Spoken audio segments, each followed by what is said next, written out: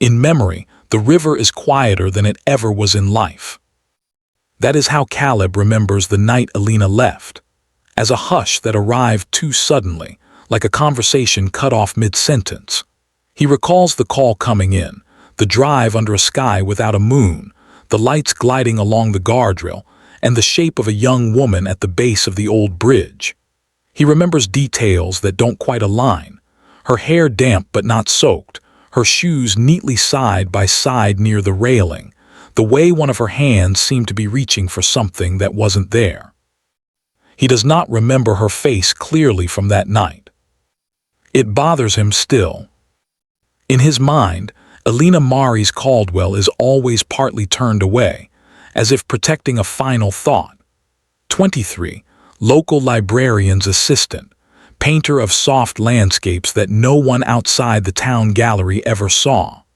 She was the eldest daughter in a house where quiet was considered a virtue, where emotions were gently folded and put away like winter clothes between seasons. The report, written in his own careful handwriting, says she was found near the riverbank in late autumn of 1998, around midnight. It describes a fall, possible misstep, uncertain origin of the bruises along her arms.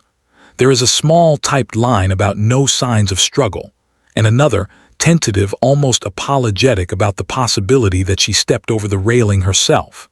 That possibility is bracketed, hedged, cushioned with soft qualifiers. No one wanted to name it outright. Caleb, still new to the department then, believed in neat endings. He believed every departure had a cause that could be arranged into something understandable. The town wanted reassurance more than explanation, and over time the edges of Elena's story were smoothed to fit. A sad night. A troubled young woman, perhaps. An accident, perhaps. The words were gentle, comforting, and incomplete. What he remembers most vividly is not the scene, but the silence afterward. Her mother, Ruth, sitting at the kitchen table with a mug of untouched tea, staring at the steam as if it held an answer. The younger sister, Leela, leaning against the doorframe, arms wrapped around herself not from cold but from something unnamed. No one raised their voice. There were no accusations, no dramatic questions. Only a careful, heavy quiet. Was she unhappy? Caleb had asked, his pen poised over the notebook. Ruth's eyes had flickered to Leela, then back to the window. The pause stretched, delicate and loaded. She was thoughtful, Ruth finally said. She felt things deeply. It was not the answer he needed, but it was the answer she could offer. Years later, the memory replays differently. Caleb wonders what sat inside that pause, whether Ruth was shielding someone, Elena herself, the family, or simply had no language for what she sensed. He remembers Leela's gaze on him, bright and alert, as if silently pleading for a question he didn't know how to ask. The town moved on as towns do. The bridge remained ordinary as ever. People drove past, walked their dogs along the riverbank, watched sunsets stain the water. For them, autumn 1998 became another backdrop of time. For Caleb, it stayed lodged behind his ribs like an unfinished sentence. The case, if it could be called that, gradually cooled into a file number and a slim manila folder. The words "no further leads" found their way to the final page. Officially, nothing was wrong. Unofficially, something in him resisted that calm conclusion. It was not just the uncertainty of how Elena left that unsettled him, but the intimacy of not knowing why. She felt both distant and strangely close, like someone he had never quite met yet carried with him. He saw her in other young women at crosswalks, in the way they hesitated before stepping into the street. He heard her in the quiet at the end of every interview, in the things people chose not to say. Over time, guilt became a low, steady hum inside him, not for anything he did, but for what he failed to see. Had there been something in her room he missed? A detail in Leela's eyes, a tremor in Ruth's voice. He replayed those moments not as an officer reviewing evidence, but as a person re-examining a lapse in empathy. Was she alone that night? Did she lean over the railing to look for her reflection, or for a way out? Did another pair of hands rest on that same cold metal, close enough to touch her shoulder, close enough to change everything? These questions folded themselves around the memory like mist around the river. No one could say with certainty whether Elena stepped toward the dark on her own, or whether someone guided her there. The ambiguity became part of her story, a quiet riddle the town learned to live with. Yet even in silence, questions have weight. And weight, given enough years, has a way of dragging the past back to the surface. 2. A forgotten witness or document reopens the cold investigation. It happens on a weekday so ordinary it feels almost careless. Caleb is in the records room, sorting through old files, the air smelling faintly of paper and dust and years. The overhead light hums softly, a sound that blends into his thoughts. He is not thinking of Elena when he opens the box. He is thinking of lunch, of his aching shoulder, of nothing in particular. The box is mislabeled, another small human oversight. The year reads 1999, but inside are folders from the late months of 1998, stacked without order. He sighs, ready to rearrange them when he sees her name in fading ink. Caldwell Elena M. Incident Report. The folder is lighter than he expects. The main report, his report, is there, the paper thin and familiar. Beneath it, clipped to the back, is a small, folded sheet he does not remember writing or reading. It is stamped intake note, the kind of preliminary record that was supposed to be transferred into the full report. Somehow it was. He unfolds it with reluctant fingers. The handwriting is not his. The ink is slightly smudged, as if the pen had wavered. Caller male approx. 1719, first name only, Simon. Time, 11:34 p.m., same night as incident. Statement summary: I saw her on the bridge, she wasn't alone. Caleb stares at the sentence until the letters blur. He can almost hear the phone ringing in some distant past, an overwhelmed night dispatcher writing quickly, promising to pass the message along. Maybe it was set on a corner of a busy desk, covered by other forms, lost in the shuffle of a long shift. A small human error. No malice, no ill will, only the ordinary forgetfulness of people who assume tomorrow will be a better day to organize. The note continues, fragments of a conversation preserved in shorthand. Caller sounded unsure whether to give full name. Said he didn't mean to cause trouble. Mentioned voices and arguing, but then said maybe he misheard. Line cut off or caller hung up. No callback number confirmed. Voices arguing. Not alone. The room seems to tilt just slightly. Caleb sits down on the metal chair in the corner, the note trembling faintly in his hand. The guilt he has carried for years shifts, takes on new edges. There was someone he never looked for, a thread never pulled. Not because he didn't care, but because he didn't know it existed. He wonders how many times he walked past this box, trusting labels written with quick strokes. How many nights he went home believing he had done all he could. There is a strange, almost tender cruelty in realizing that sometimes absence isn't fate or mystery. It is just a page misfiled, a phone call not returned. He reads the note again and again, as if repetition could alter its content, erase its quiet accusation. The word that haunts him most is not arguing or voices, but didn't mean to cause trouble. What kind of town teaches a young man that telling the truth is causing trouble? Later, he brings the folder to his desk, sets it down with a care bordering on reverence. The station is not busy. Phones ring intermittently. A coffee machine gurgles in the background. No one notices that one small history has just shifted. He calls the clerk in charge of archive logs. "Do we have any record of a contact named Simon tied to this?" he asks, tapping the note. The clerk adjusts his glasses, leans closer. "From that year, not that I recall. Could be a false start, you know how people are. They say they saw something, then change their minds. Or they don't feel heard," Caleb replies quietly. There is a pause, short, almost invisible but felt. The clerk shrugs, a little uneasy. Records weren't as neat back then. Different system. Things slipped. A girl from a bridge. A witness with half a name. That evening, Caleb drives past the river.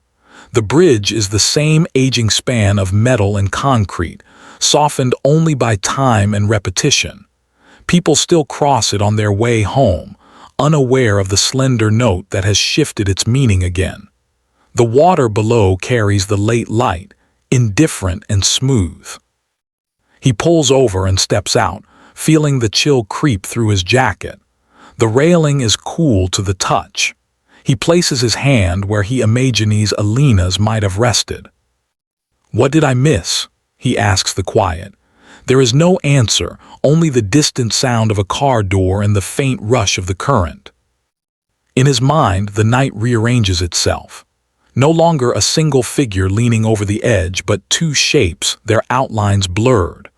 A conversation carried off by the wind. A young man standing further back, unsure whether to step forward.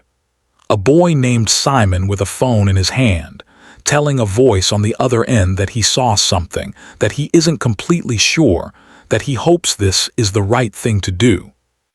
Maybe he couldn't explain exactly what he saw. Maybe he saw too much of himself in the scene. Uncertainty, hesitation, a fear of saying the wrong thing. Back at his desk, Caleb opens a new file on the computer, though the case is decades old. He types with deliberate care. Subject: Review of 1998 Caldwell Incident. New overlooked intake note. Witness: Simon.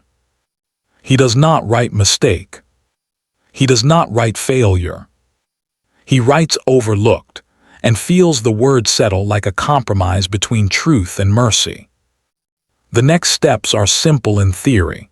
Cross-check local records for anyone named Simon of that approximate age. See who has stayed, who has left.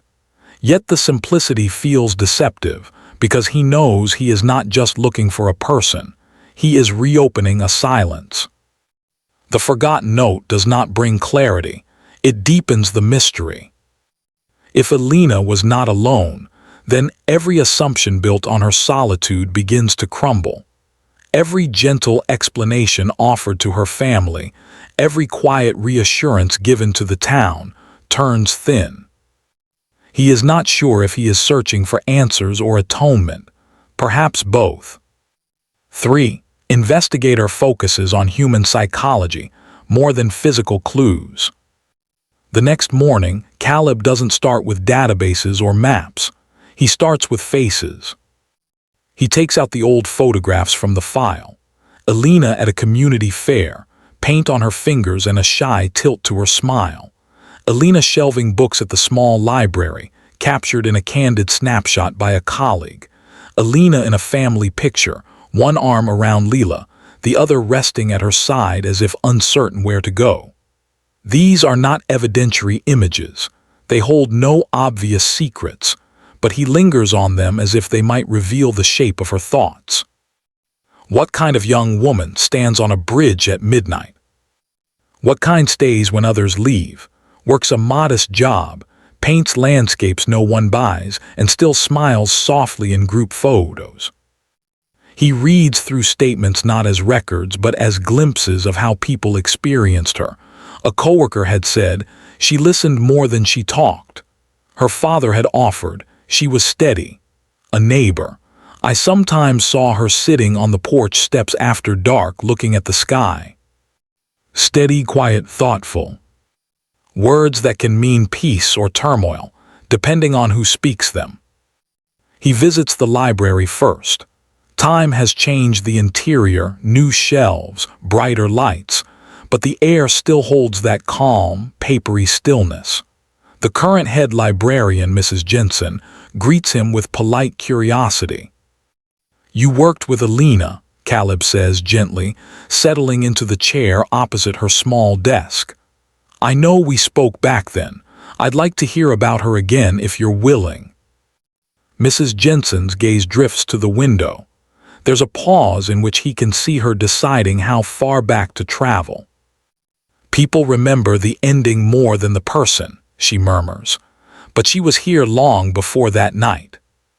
How was she, when no one was asking official questions? Another pause, soft but dense. "She carried a quiet kind of weight," Mrs. Jensen says at last. "Not sadness exactly, just depth.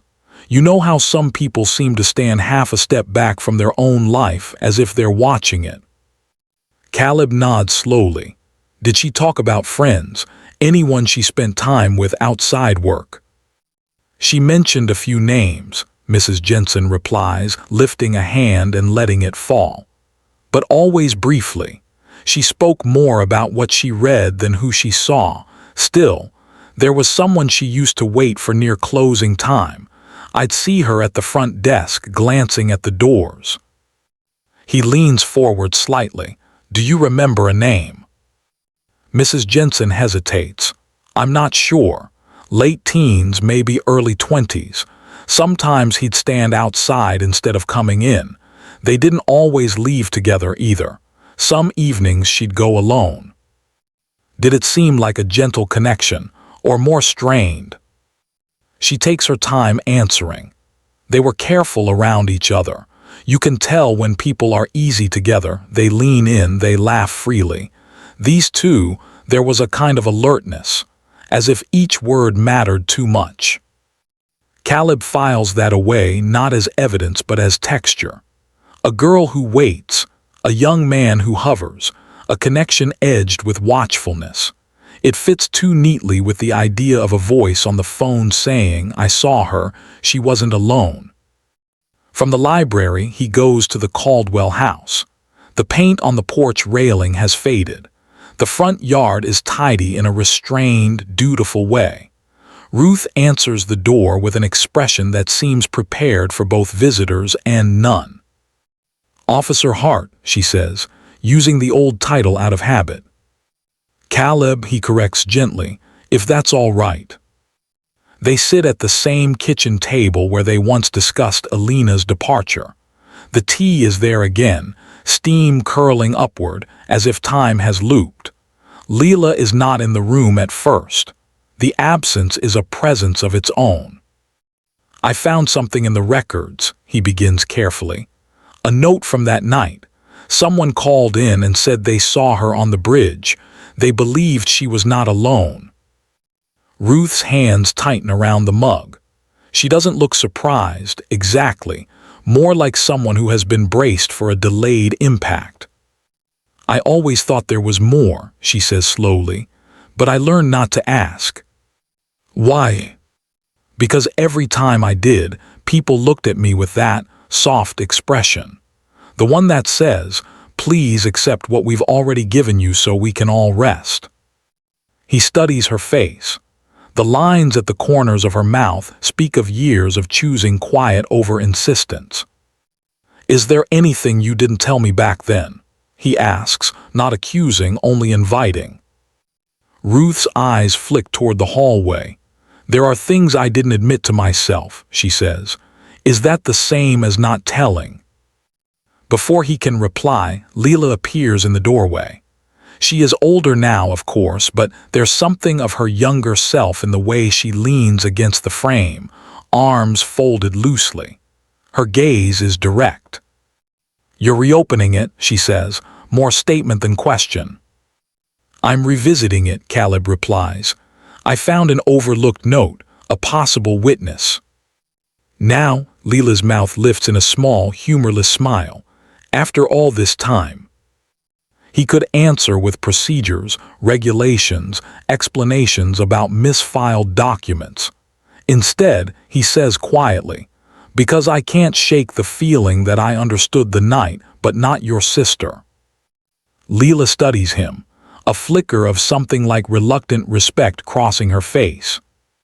"Most people think understanding the night is enough," she says. "It's easier than trying to understand a person." "Then help me," he responds, "not with times and places, with her." There is a pause, a real one this time, not defensive but careful. Leela pulls out a chair and sits. "Elena wanted to stay," she says softly, "but she also wanted to leave. She loved this town and it trapped her. She loved us and she felt we didn't see her fully. She had this way of standing in two feelings at once. I think it exhausted her." Caleb listens, absorbing each contradiction. Stay and leave. Love and feel unseen. Present and half absent. "Did she ever mention someone named Simon?" he asks. Leela's fingers trace the rim of a glass. For a moment, her eyes drift to the window, the same way her mother's had. "She knew someone by that name," she says at last. "We all did, but if you're asking whether he was there that night." She doesn't finish the sentence. Her silence hangs between them, suggestive and unresolved. "I'm not asking you to point to anyone," Caleb says gently. "I'm asking how she felt around him." Leela exhales slowly. "Like she was holding her breath," she replies. "Like one wrong word would change everything." He nods, the words lodging in his mind beside Mrs. Jensen's description of alertness, of carefulness. Patterns form, not of physical acts but of emotional tension. A strand of human dynamics stretched taut. On his way out, Ruth touches his sleeve. "Be kind," she says, eyes searching his. "Whatever you find, be kind with it." He understands what she is really asking, not for certainty, but for gentleness, for the acknowledgement that every person on that bridge, whether one or two or three, carried their own tangled reasons, their own fears and hopes. Driving back, Caleb feels the strange weight of investigating not a scene but a web of hearts. He is less interested now in proving whether Elena fell, slipped, or was guided. What draws him is the line between choice and influence, between loneliness and pressure. The physical world can be measured, distances, angles, footprints. But he knows that the true story lives in pauses, in glances, in the words people avoided. The note from Simon, the hesitations in Ruth's answers, the tightness in Leela's shoulders, the librarian's memory of careful watchfulness. All of it sketches an outline without filling it in. Every step he takes feels less like advancing toward a solution and more like descending into a deeper layer of doubt. Not doubt about whether something grave occurred. He never questioned that. But about how responsibility spreads among people who care, people who stay silent, people who look away at the wrong moment. He tells himself he is doing this for Elena, for her family, for the town. But in the quiet of his thoughts, he admits he is doing it for himself as well, to see whether understanding another person's contradictions might redeem, in some small way, his own. Suspicion, Caleb learns, is rarely loud. It does not announce itself with accusation or certainty. It enters quietly, like a shift in temperature, barely noticeable until someone exhales and watches their breath in the air. In the days after revisiting the Caldwell home, he begins returning to people who once circled Elena's life without being fully seen. He approaches them not with questions, but with an invitation to remember. And in those memories, he discovers small tremors, personal tensions that long disguised themselves as ordinary closeness. The first is with a former classmate, Mara Wexley, who describes Elena with a tenderness almost wistful. They sit on a bench outside the church courtyard, afternoon light sliding across the stone walls. Mara folds her hands, unfolding them again, as if smoothing a crease on invisible paper. I admired her, she says, lowering her gaze. But she sometimes pulled away when things felt too close.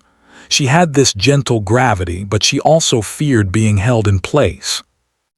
Caleb asks softly, "Did anyone try to hold her too tightly?" Mara hesitates, a pause filled with careful consideration. "There was one person," she admits, "a young man who cared for her with an intensity she didn't always know how to carry. She never said anything unkind. She just withdrew." Withdrawn, thoughtful, waiting. These fragments echo across each conversation he has. Next he visits Jonah Hale, once a friend of Elena's family. Jonah sits at the cafe table with the stillness of someone accustomed to guarding his words, stirring his cup though he never drinks from it. When Caleb mentions Elena's name, Jonah's breath catches so faintly that it might have been a trick of light. "She was gentle," Jonah murmurs, "but gentle people attract the most pressures. Others lean on them without realizing it." "Did you?" Caleb asks, not accusing, simply observing. "I cared," Jonah replies. His voice softens further. Caring can feel heavy when someone is already balancing more than they admit. The word balancing lingers. Caleb imagines Elena on the bridge railing, between choices, between people, between expectations. Later, he revisits the mention of the young man who waited outside the library. As he speaks with older residents, those fragments begin to form a name. Not fully, not with precision, but with enough shadow to resemble someone who mattered. Someone who hovered quietly at the edges of her life. Someone who could have been on that bridge. Relationships that once appeared warm now reveal delicate fractures, feelings misread, gestures misunderstood, hopes carried but never voiced. Nothing points directly to harm. Nothing points away from it either. Caleb senses the real tension is not between people, but within them. The way affection can become weight, the way loyalty can become a silence, the way love sometimes tries to protect by withholding the very truth that could heal. Each conversation adds a thin layer, not of accusation, but of ambiguity. Every person who cared for Elena holds a version of her shaped by their own longing and restraint. The more he listens, the clearer it becomes. Elena lived surrounded by tenderness that often disguised itself as pressure. A quiet constellation of hearts tugging her in different directions, none with ill intent, yet each powerful enough to form shadows where clarity should have lived. And in those shadows, the bridge waits. 5. Old secrets unfold, revealing betrayal and hidden personal motives. Secrets, Caleb realizes, do not age. They wait. They rest in familiar rooms, in cherished memories, in the slight tightening of a person's voice when a long-buried truth brushes too close. The first secret emerges gently, almost apologetically. While revisiting the intake logs, Caleb discovers an old note from a counselor who had once spoken to Elena informally, a conversation never recorded in the main file because it was not considered official. The note is brief, written in soft, careful script.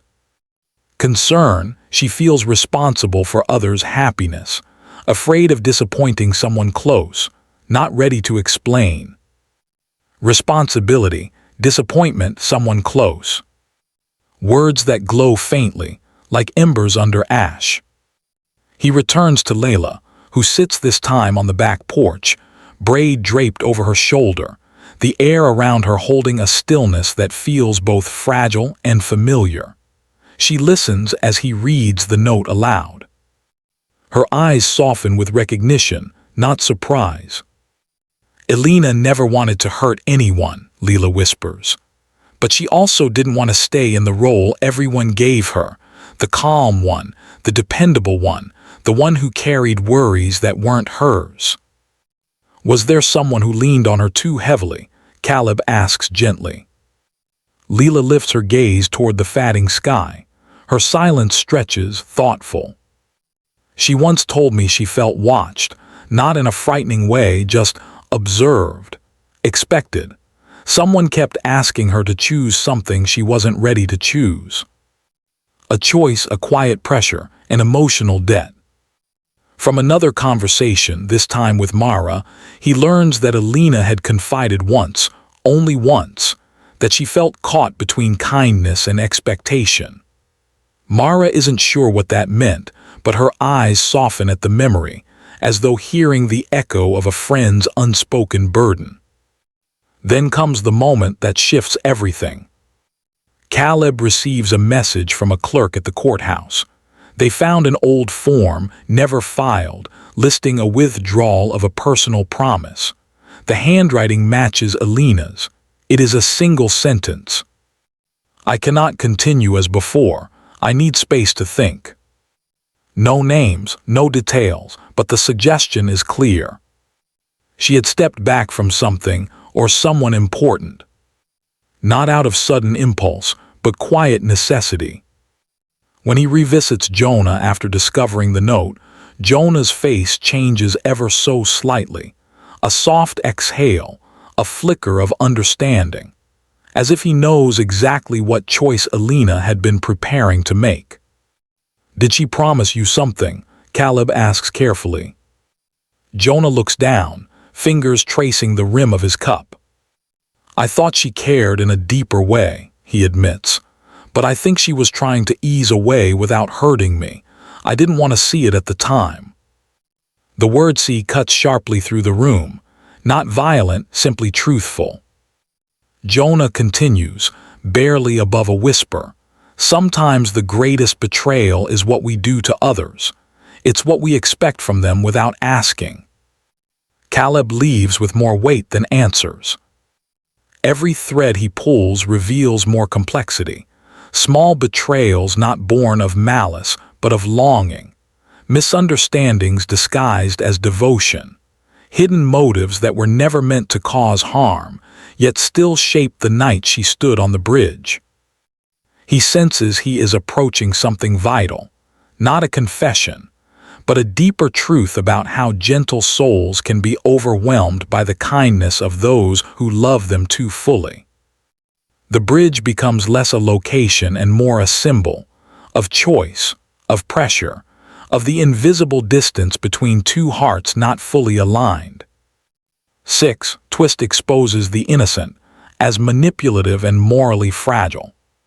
The twist does not come as revelation, but as realization, a gradual settling of small details into a shape too coherent to ignore. It begins with Simon. After weeks of searching through partial records, outdated school rosters, and social notes left behind by former teachers, Caleb locates him, not as a dramatic breakthrough, but as a quiet name on a volunteer list at a community center. The young man who once made a midnight call is older now, carrying a calm composure that feels almost studied. Their conversation is gentle at first. Simon speaks carefully, thoughtfully, with pauses that suggest he measures the emotional weight of each word. I remember the night, Simon says, eyes lowered. I saw her on the bridge. She wasn't alone. Why didn't you tell us more? Caleb asks softly. Because I wasn't sure what I saw, Simon replies, and I didn't want to bring harm to anyone. Sometimes people see what fits their fears. It is a reasonable answer. It is also incomplete. As they continue talking, Caleb notices small cracks, details that shift subtly as Simon retells them. He remembers more than he initially claims. He recalls phrases Elena used in conversations. He references emotions she expressed privately. Were you close? Caleb asks. Simon hesitates, a long pause. I thought we shared understanding, he finally says. She listened to me, she cared. Caleb leans forward gently. Did she ask you to protect her, Or was that something you decided yourself? A faint tremor flits across Simon's expression. Not anger, but something more delicate. The discomfort of recognizing that good intentions can quietly twist into expectations. I wanted to be someone she relied on, Simon says. I thought if I stayed near, she would eventually see how much she mattered to me. Caleb listens without judgment. But wanting to be needed isn't the same as being needed, he says softly. Something shifts in Simon at that. He looks away, and for a brief moment, his composure wavers. Not maliciously, just with the fragile realization that his memory of their bond was perhaps more his creation than hers. He admits, in a whisper meant perhaps only for himself, I believed I understood her better than anyone, maybe too much. The twist is not dramatic. It is quiet, subtle, and profoundly human. Simon was never a villain. He was simply a lonely young man who mistook closeness for connection, attention for affection, silence for agreement. His presence on the bridge was not one of force or harm. It was one of emotional weight, an expectation Elena could no longer carry, a hope she did not share, yet did not wish to hurt. He confesses gently, I asked her to give us a chance. She couldn't answer. She stepped back from me. I thought she needed time. I didn't follow her. She walked away before I realized what she intended. Not an admission of wrongdoing. Not a declaration of innocence. Just a soft truth.